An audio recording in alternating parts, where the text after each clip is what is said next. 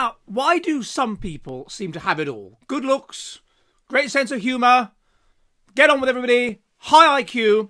That is the topic of an article in Aporia magazine, comically entitled Smart, Funny and Hot, Why Some People Have It All, by my friend and colleague Curtis Dunkel. And that is what I would like to tell you about today. Why is it that some people have everything? Some people they have intelligence, they have the personality, which allows them to get on with everybody, and they have the looks.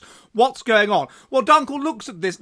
All three of these factors basically intercorrelate. All three of these factors, in evolutionary terms, are related to each other as part of what we might call a general fitness factor, because over a long period of time we have of course selected for intelligence. We were under harsh Darwinian selection pressures until 1800 or whatever, so we were selecting for intelligence to solve problems, and therefore we're more likely to pass on your genes, because wealth predicted being able to pass on your having more surviving offspring and being able to pass on your genes. We select for pro-social personality, because people that are pro-social are better able to go on with other people, better able to rise to the top of the group, better able to attain social status, better able to obtain money, pass on their genes. And we select for physical fitness, for being good looking, because what being good looking is a marker that you basically have good genes. If you're good looking, then you have you have low mutational load, and this means you're able to maintain a symmetrical phenotype in the face of disease, whereas someone that has got high mutational load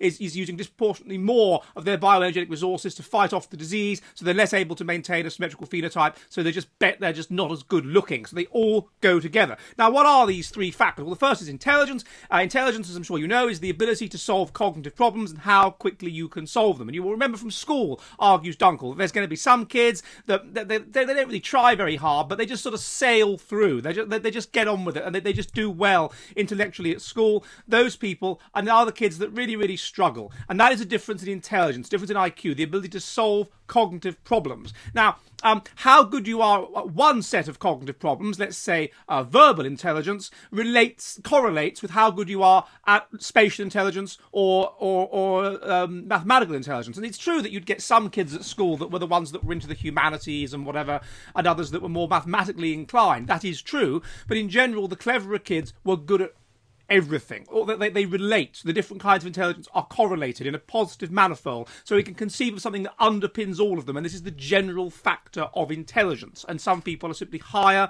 or lower in a general factor of intelligence, and this is highly genetic, because it's about 0.8 heritable, so it's a strongly genetic thing.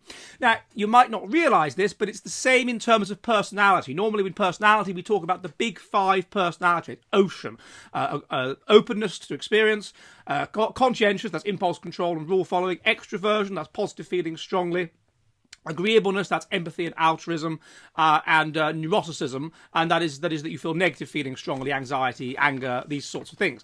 Now, these are about 0.5 heritable, it seems. So again, they're strongly genetic in nature, and of course they relate to how you get on with people, how you interact with people, and they correlate with socioeconomic status. And remember that in the past, until really quite recently, there was a clear relationship between socioeconomic status and how many surviving children you have, and therefore passing on your genes. And in nature, things that are selected for concomitantly become player-typically related. So what you therefore find is that you're going to get some people that are a very different kind of personality from other people, and what you find is that there is a general factor of intelligence, which you'll have heard of, there is a general factor of personality. All of these different personality traits correlate. It basically high openness, high extroversion, to some extent high extroversion, high conscientiousness, high agreeableness, and low neuroticism, or at least aspects of these, intercorrelate to create something called a general factor of personality. And this is about whether you are basically pro-social, whether you are socially effective or you are not socially effective.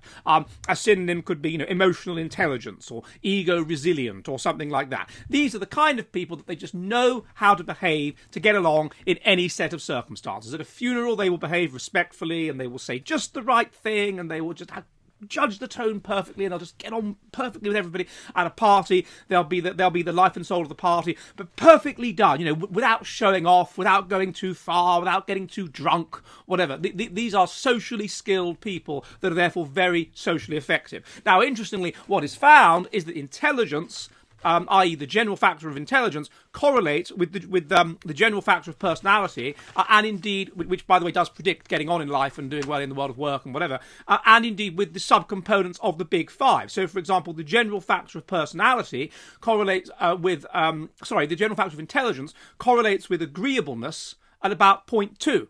So when you think back to school, there'd be some kids that you think, that would just get on with everybody. They get on with the teachers, they get on with all the different cliques at the school, they get on with everybody, and some kids that everybody just hated, and that would often relate weakly to intelligence. Agreeableness 0.2, neuroticism minus 0.2.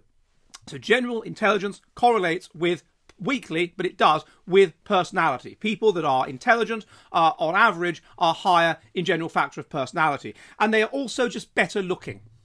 And there are a number of studies that have found this, which Dunkel looks into, both in terms of intelligence and in terms of general factor of personality. People that are higher in GFP and are higher in intelligence are, on average, better looking.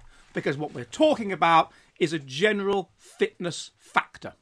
And that fitness factor takes in all of the things that we were selecting for until relatively recently, to say intelligence, general factor of personality, and just being physically fit, having a good immune system, being able to fight off disease, that sort of thing, which is therefore reflected in having a symmetrical face and being reasonably good looking, reasonably muscular, whatever it happens to be. So they all relate. General fitness factor. And I think that's a fascinating article. So go over to Aporia and I think you'll find out more, but I think it's a really good layman's summary and worth having a look at, chaps. Are you ready for the future of the West?